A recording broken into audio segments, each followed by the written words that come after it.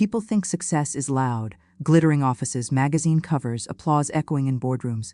But the truth is far quieter. Success is built in the moments no one sees. Eating cold dinners in front of a laptop, rewriting a business plan 100 times, crying in the shower so your employees never see you break. I lived that kind of life. I built my company from a tiny desk in a rented room, with nothing but an old laptop and a belief that my ideas could matter. And after 30 years of sweat, sacrifice, and loneliness, I finally sold that company for $23 million. Everyone said I deserved to celebrate. So I did. I organized the most elegant retirement party the city had seen. Crystal chandeliers, live music, white roses on every table, and a guest list full of people I once supported, hired, mentored, or trusted. But the party wasn't for them. It was for my son, and for the illusion that I still mattered in his life. My son Daniel had once been the gentle-eyed little boy who used to fall asleep on my chest. Now he stood tall beside his wife Clara, who clung to his arm like she owned him, and by extension owned me too. Clara, my daughter-in-law, the woman who could turn sweetness on and off like a switch. She had perfected the art of pretending affection while calculating wealth in her head. From the day Daniel married her, she treated my life as something that would eventually fall into her lap. She thought I didn't notice the comments, the forced smiles, the way she looked at me like I was a temporary barrier between her and my bank account. But I noticed everything. Still, I stayed silent. I was willing to overlook a lot for my son's happiness. Or maybe I was simply too tired to fight. The hall filled with music, clinking glasses, and murmured congratulations. People approached me, praising my achievements, recalling business memories. I smiled politely, but inside, I felt strangely hollow, as if I were attending my own farewell. The toast was scheduled for 9 p.m. It was 8:57 when everything changed. I was standing near the head table, adjusting my shawl, when I saw Clara lean over my champagne flute. Not casually, not the way someone might move a glass or adjust a napkin. No, her hand hovered, fingers curled tightly around something. Then her wrist twitched, and her shoulders stiffened for half a second. I saw it. I saw her slip something into my drink. My breath froze. For a moment, I genuinely wondered if exhaustion was making me hallucinate. But then she stepped back quickly, glancing around to ensure no one was watching. The movement was too sharp, too deliberate. She intended harm. To me.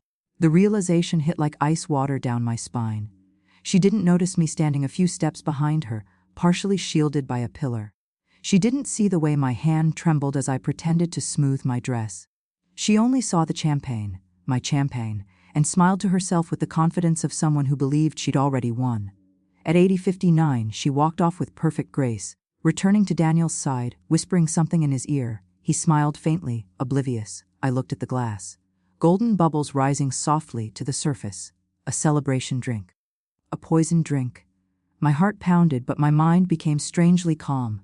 I knew immediately what I had to do. When no one was looking, I stepped forward, picked up my champagne, and in one smooth motion, practiced, invisible, I switched it with the flute placed beside Clara's mother's seat. A quiet, devastating decision. I didn't know what Clara had slipped inside, but I knew it wasn't meant to be harmless. And suddenly, for the first time in my life, I understood something. My family didn't see me as a mother, or a woman, or a human being. I was simply a wallet waiting to be emptied. At 900, the host tapped the microphone. The toast began, and I lifted a glass that was never meant to kill me. The moment the host tapped the microphone, the hall quieted. Hundreds of eyes turned toward me. The woman of the hour. The millionaire business founder. The mother who had everything. I stood there with my hands lightly wrapped around the stem of a champagne flute that was never meant to harm me. A strange, sharp clarity washed over me, as if my senses had been sharpened by betrayal. Ladies and gentlemen, the host began, please raise your glasses to celebrate an extraordinary woman.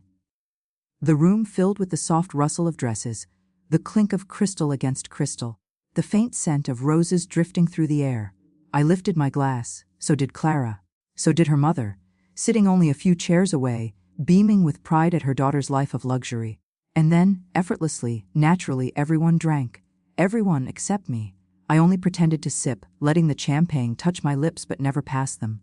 My heart hammered beneath my ribs. My pulse felt louder than the music.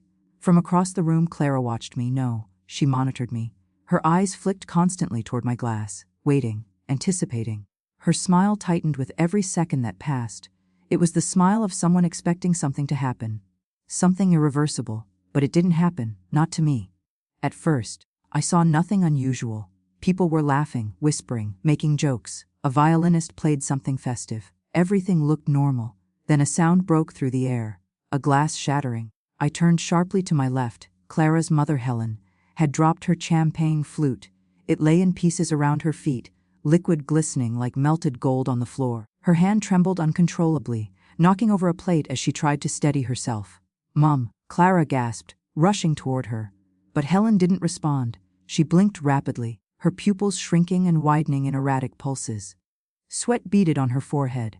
She clutched the tablecloth so hard her knuckles turned white, and then she collapsed sideways in her chair, chest heaving, gasping for air like someone drowning on dry land. Guests froze. A few screamed. Chairs scraped loudly against the marble floor. "What's happening?" Someone shouted. "Call an ambulance." "I don't know. She was fine a minute ago." People surrounded Helen, trying to support her, patting her face, loosening her necklace, anything. Clara knelt beside her, her hands shaking as she grasped her mother's shoulders. "Mom! Mom, look at me!" "What's wrong? Say why something." But I saw something in Clara's eyes as she spoke, something she fought desperately to hide: fear. Not fear for her mother's life, but fear of discovery. She knew what she had done. She knew what she had put into that champagne. When she had slipped it into my glass, her intention had been clear. And now, even as she pretended panic, something inside her was cracking. My son Daniel rushed to Clara's side. "Is she allergic to something?" he asked frantically. No, she's never fainted before," Clara stammered. Her voice quivered, but not with grief. It was something else, something cold, something guilty. I stood silently, feeling the storm unfolding around me. Guilt surged in my stomach, sharp and real. I did not intend to hurt this woman. Her only mistake was having a daughter like Clara. But even as the guilt gnawed at me, a deeper truth settled into my bones. The drink was meant for me. The paramedics arrived within minutes. They checked Helen's pulse, her breathing, murmured words like arrhythmia, possible toxin, and "we need to move now." The room erupted into chaos. Guests huddled together, whispering. I stood still, hands clasped in front of me, watching Clara pace in a small, frantic circle, her mascara smudged, her body trembling, not with grief, with realization. She had no idea I had seen her. No idea I had switched the glasses. No idea I knew every detail of her betrayal. And as I watched her crumble, shaking, sweating, barely holding herself together, something cold inside me hardened. She thought she had almost succeeded. But the truth was far different. The game had only just begun. In the days that followed the party, the house felt colder than usual. Not physically, no. The cold came from inside me, from silence, from the knowledge that someone I welcomed into my family had looked at me and decided I was worth more dead than alive. Clara didn't call me once after the incident. Neither did Daniel. And that silence said more than any excuses ever could. Helen, her mother, survived, though barely. The doctors ran tests, asked questions, whispered about substances and possible poisoning. Clara played the grieving, devastated daughter, crying loudly in the hospital, hugging nurses, pretending to faint from stress. I didn't attend. A part of me couldn't bear to look at the woman who had swallowed the fate meant for me. The other part couldn't risk letting Clara see the truth in my eyes. Instead, I went to work. I began with the security footage. The event hall had more cameras than Clara realized. I contacted the manager, who owed me a favor from years ago, and he arranged for me to view the recordings privately. We fast-forwarded through hours of dancing, eating, people milling around. Then at minute 40:12 of the recording from camera 6, I saw her, Clara, leaning forward, slipping something into my glass with practiced fingers. My breath caught, even though I already knew the truth. Seeing it replayed, watching her do it without hesitation, without fear, solidified something inside me, a final, irreversible shift. "I need a copy of this," I told the manager. "Do you want to involve the police?" He asked hesitantly. "Not yet, because I wanted justice, but I wanted it on my terms." Next, I went to my lawyer. He was a precise, quiet man who rarely showed emotion, but when he watched the footage, his eyebrows tightened. "You know exactly what this means, right?" he said. "Less. It's attempted murder." "I know. Do you want to file charges?" I looked out the window at the city I had spent my life fighting to succeed in. I saw reflections of everything I had built, everything I had sacrificed. Then I thought of Daniel, my son, caught between love and greed, between the woman he married and the mother who raised him. No, I said finally. Not yet. My lawyer folded his hands. Then what do you want to do? I want to protect everything I have. And I did. We spent 3 entire days restructuring my assets. Lawyers, accountants, trustees, people who had worked with me for years, helped me move every dollar, every share, every property into legally sealed compartments that Clara could never access. I updated my will, restructured trusts, and ensured that no matter how charming or manipulative she became, she would never touch a single cent of my legacy. Only when everything was secure did I go to see my son. Daniel opened the door with tired eyes, the kind that had cried but didn't want to admit it. Mom, it's been a crazy week. I'm sorry I didn't call. Is Clara home? I asked calmly. No, she's at the hospital.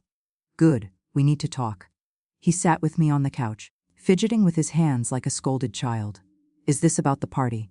Mom, it was an accident. The doctor said maybe her blood sugar dropped. Stop. My voice cracked like ice. He froze. I stared directly into his eyes. I saw her, Daniel. The color drained from his face.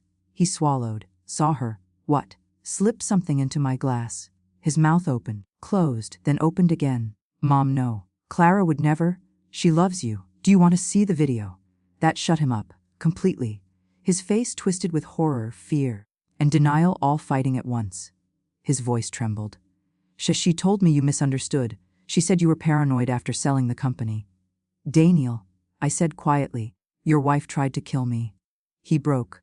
Right there on that couch, he broke into pieces. He buried his face in his hands and sobbed, not for me, not for what almost happened, but because the life he built with Clara was crumbling. Don't call the police, he begged. Please, Mom, please. I looked at him, my son, and felt something inside me finally die. I'm not calling the police, I said softly. He exhaled in relief. But then I added, I'm going to do something much worse. I didn't sleep the night after confronting Daniel. His tears kept replaying in my mind, not because he was horrified that his wife had tried to kill me, but because he feared losing her. The truth of that cut deeper than anything Clara had ever done. A mother spends her life protecting her child, but there comes a moment when she realizes she must protect herself too. The next morning, before dawn, I sat at my kitchen table with a cup of tea growing cold between my hands. My lawyer arrived at 7 a.m. sharp with a folder containing the final documents. My revenge wasn't loud, it wasn't violent, it didn't require screaming or destruction. No, my revenge was quiet, legal, and irreversible. This is everything, he said. Once you sign, the changes take effect immediately. I signed. Every stroke of the pen felt like closing a chapter I had been clinging to for years. By noon, Daniel and Clara arrived uninvited. Clara's face was puffy from crying in the hospital, hair unbrushed, voice hoarse. She didn't look like a villain anymore. She looked like someone who had finally realized her illusions were slipping away. Mom, Daniel began weakly. Please, can we talk? I nodded, but not warmly, not as a mother, as a woman who had survived betrayal and was done pretending not to see the truth. Clara went first, because of course she did. I don't know what you think you saw, she said, her voice trembling with a practiced softness. I would never hurt you. You're like a mother to me? Her words made my skin crawl. If I'm like a mother to you? I asked quietly, then why did you poison me? The room went dead silent. Clara's lips parted, but no sound came out. Her eyes darted to Daniel for support, but he was staring at the floor, defeated. I didn't, she stammered. I have video, I said. Her face turned to stone. That was the exact moment her mask fell. Her eyes hardened, her voice sharpened, and all the sweetness evaporated. What do you want? She snapped. Money, an apology. What? Daniel whispered. Clara, stop, but she didn't. You think you're the victim here. If you hadn't been so selfish with your money, if you'd helped us when we needed it, none of this would have happened. I stared at her, shocked by the sheer audacity. So you tried to kill me because I didn't give you enough. Clara's jaw clenched. Her silence was answer enough. That was it. The last thread snapped. I reached into the folder on the table and slid 2 documents across to them, one to Daniel, one to Clara. My lawyer stood quietly behind me as they read. Daniel's face drained of color. Mom, what is this? My will, I answered calmly. It was newly updated and final. I've removed both of you as beneficiaries, I said. Clara let out a sharp, ugly sound. You can't do that. I can, I replied. And I have. I explained everything and measured. Icy sentences. Every cent of the 23 million had been moved into charitable foundations. A large portion funded scholarships for underprivileged girls, so they would never have to depend on anyone. Another portion established a women's shelter, named after my late mother. Helen's medical bills, every one of them, were covered, not out of guilt, but because she had never done anything wrong. Daniel would receive nothing while he remained married to Clara. Clara herself was legally barred from ever accessing any asset of mine. Clara exploded. You vindictive old D. Daniel grabbed her arm, horrified. Clara, Enoki. But she kept screaming, cursing, threatening. All her masks were gone now. Every bit of ugliness she'd hidden was spilling out in raw, vicious pieces. I watched her quietly, and for the first time, I felt absolutely nothing. When she finally ran out of breath, I stood. You wanted my life, I said softly. But you don't get to take it. Not my money, not my peace, not my future. I walked past them toward the door, my suitcase already packed. Mom, Daniel whispered, voice cracking, please don't leave. I paused. Then I said the words that had taken me a lifetime to learn. You left me first. And then I walked out.